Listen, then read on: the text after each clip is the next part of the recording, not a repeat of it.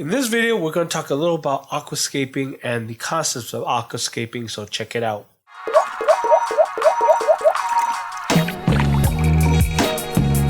So what is aquascaping? Well, it's the design of the hardscape and the plantscape, I guess we could call it plantscape, and the ability to put it together and make a nice scene. So how do we go about doing that? Well, let's tackle the technical parts because that's more easier to explain, right? So when we talk about aquascaping, we're talking about the placements of hardscape and plantscape. Now, that's dependent on if you're actually using plants. Sometimes aquascape means that you're not using plants, maybe just rocks or woods or driftwood, but it all kind of just relates together. So first of all, if you're going to use plants, you got to learn how they grow. And the best way to understand that is, first of all, learn the 3 factors of growing plants. And if you don't know them, check out the video up there. Now, the most important thing about using plants in an aquascape is to understand how they grow, because it's important to understand where they're going to be placed on the tank and where they look good and how well you could trim them down to make them look the way you want them to fit the aquascape. So that's one of the tips I could give you. Learn how plants grow. The best way to learn that is to check out YouTube videos. Check out your favorite aquascapers on YouTube, and they'll show you how their plants are progressing, how well they're doing, and how they're growing. Also, check out some of the people that sell plants, because they want you to succeed so that you can buy more plants and get into this hobby and stuff from them or from others or from whoever. So you'll find that they're more than happy to share with you their knowledge about how the plants grow and stuff. Now, I can't tell you how to grow rocks or driftwood, but it's all about looking at the rocks and driftwood and then trying to imagine how they go together, how they would look together, and then put in your tank. Now, I can't teach you that creativity. I can help try to unlock it. That's within you, but we'll talk about that later on in the video. The next thing to do is learn about the different types of aquascaping there is out there. Some of them have rules. Now, aquascaping, to me, isn't all about the rules. They're more like guidelines to me. But, some of the fun things about aquascaping is going beyond the rules, using creativity to do whatever you can to make it look good. But the rules are good to learn. Go on YouTube and look up Dutch style tanks. That's actually really good to learn about how plants grow.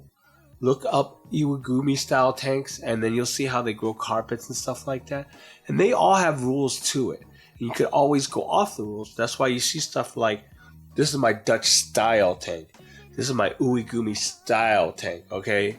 You're basing it off those guidelines, but then going off the rails and doing what they could do to innovate and take something standard and making it different. And that's what it's all about, right? And finally, learn the rules of thirds. Now, this is something that photographers and videographers and artists learn. And it's really important to learn. And you'll notice that a lot of my tanks, I actually have that in place, even though it doesn't look like it.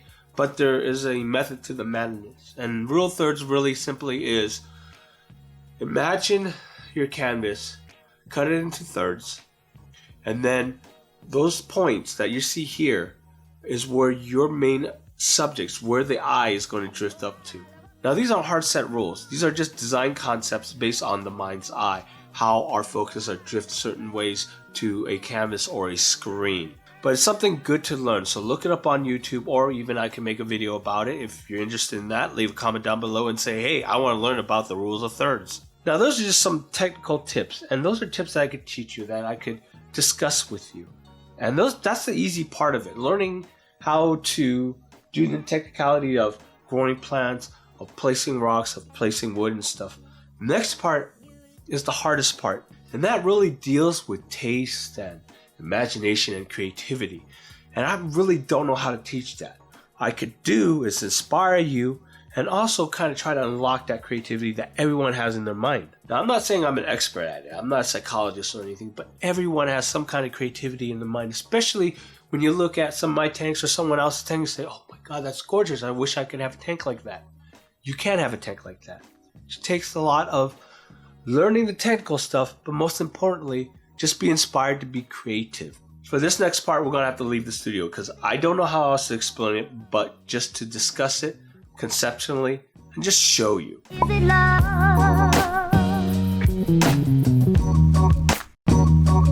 Is it love?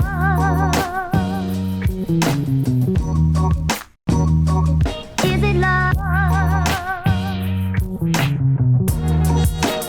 Inspiration equals innovation.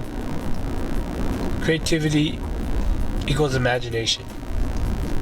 So, how do you teach creativity? It's kind of weird, but it's something that everyone has in them. And I don't know, to some degree, you know, you gotta just lock into it. I was saying is just look up once in a while. Just look up at the world around you. The most powerful inspiration you could ever get is your surroundings, is nature itself. And especially when we're doing planted tanks or aquariums in general, whether it's a reef tank or some kind of tank and you want aquascape in it, we're replicating nature. So look for that every single day in your life, even in a conversation with a colleague or something. Something's going to trigger that inspiration. It's going to inspire you to try something and to do something. So now we got that inspiration going. You know, we got to talk about creativity and we got to talk about imagination. And I think that's probably the hardest part to get. You know, if you don't have it, if you don't think you have it, trust me, you do. Everyone has some kind of creativity or imagination.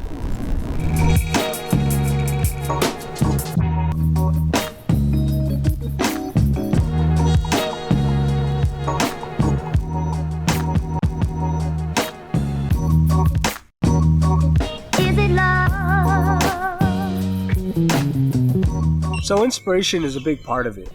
You know, if you're going out running, if you're a runner, go out bicycling, if you're bicycling, or just going out for a walk, whether or not it's to a park or your favorite trail or something, look around and just take it all in. See what inspires you. See what catches your eye. I mean, you do that a lot when you're watching YouTube videos. That's easy to do because you're watching it through someone else's eyes. What you have to learn to do is just try to identify those really cool sweet spots through your own eyes and see what you can do with it. Well, it's a lot. When you're looking at nature, you're looking at the way that rocks are formed and the way that trees are bunched up together, how they're grown together. Maybe even just looking at grass or plants, how they grow together, how they bunch together. You get a good idea of roughly how to make it look in an aquascape. You know, one good example of inspiration is I'm sitting under a grove of trees, okay? And this grove of trees, what if you want to do something like that in your tank? How would you go about it? So that's the inspiration part, right? The technical part is the how part. You know, you go look it up on YouTube and you say, oh, well, I see someone using Java moss and putting it together on a grapevine or some kind of branch or something that looks like a tree. Okay, that's where your imagination comes in. You're gonna have to go to, you know, a local fish store or something, and find that perfect piece of driftwood that you can make it look like a tree. So, you know, that's stuff I'm talking about. You know, getting inspired.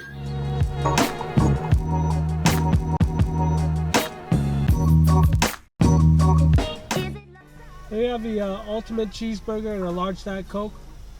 Ultimate cheeseburger and a large diet? Yep. Nice. Ultimate cheeseburger, large drink? Yeah. Now this horribly disgusting burger that's really bad for my health, and I should not be eating this, has inspiration. No, it doesn't. I'm just freaking hungry. Don't judge me!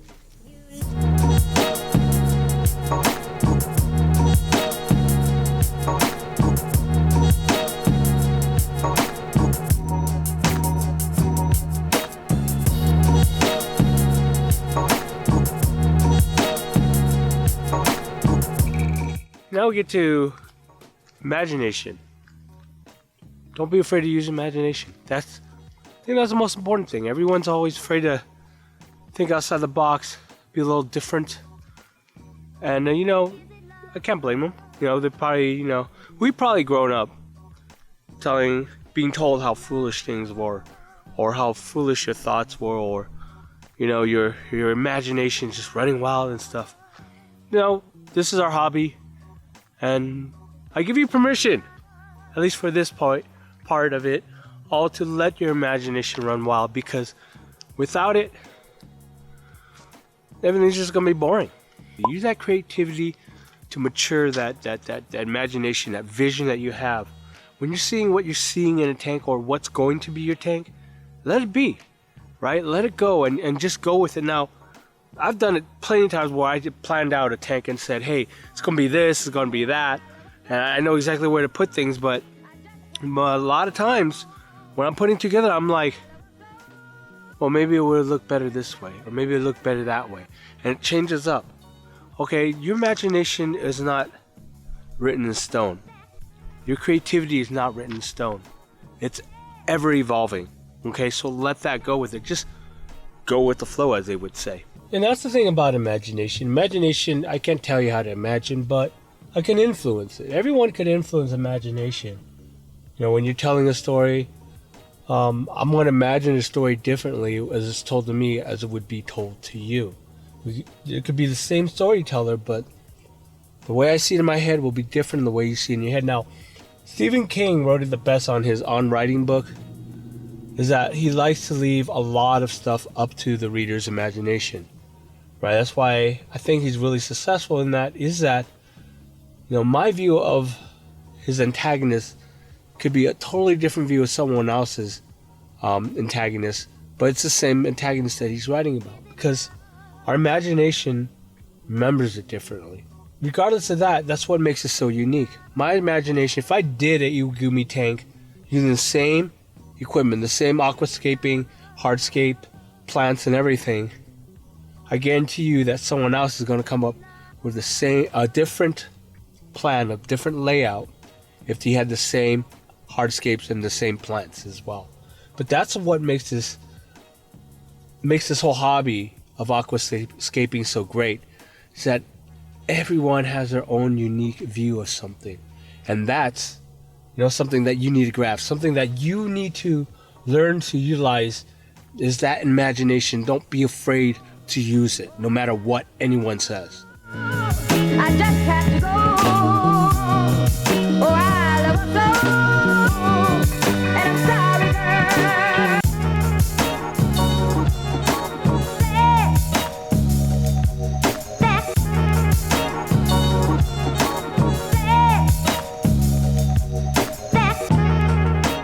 Creativity. That's what's going to drive and build that vision, that imagination of yours. So don't be afraid to use it. Don't be afraid to try new stuff. You know, you got that vision, make it happen. All right, use as much creativity as you can. Now, some people are more creative than other people. That's okay. They're that way because either they have a talent for it or they've been doing it for a while. Okay? Sometimes creativity takes practice. Sometimes creativity takes experience to build. So build that experience. Have fun with it. Take that vision and build it. Listen, it's really simple. Good aquascapers can take what they have and make it look beautiful. Talented, extraordinary aquascapers can take what's not there and make it something. One of the reasons why I wanted to get out of the studio is basically to go out and show you some of the places that I go to when I need to think, when I'd be inspired. It's also to convey the message that, you know, think outside the box, think beyond what you're used to. You know, look up from those cell phones, look up from everything, and just enjoy life for a little bit. You'll find that you're going to get inspired, and that inspiration is going to pump up that imagination, and from there on, just build up that creativity, and you're going to hone that creativity in, and you're going to be able to put whatever you want into an aquarium, a tank. Oh, I love her so, I just had to go. Oh, I love her so. You guys still here? The hell? Video's over. Go home. Like this video, or, you know, whatever. Subscribe if you're new, or watch the last video, man. It's over. I mean, seriously, you guys been stalking me all day and me spewing about inspiration or whatever. Jeez. God, watch the last video, okay, or something. Just go home.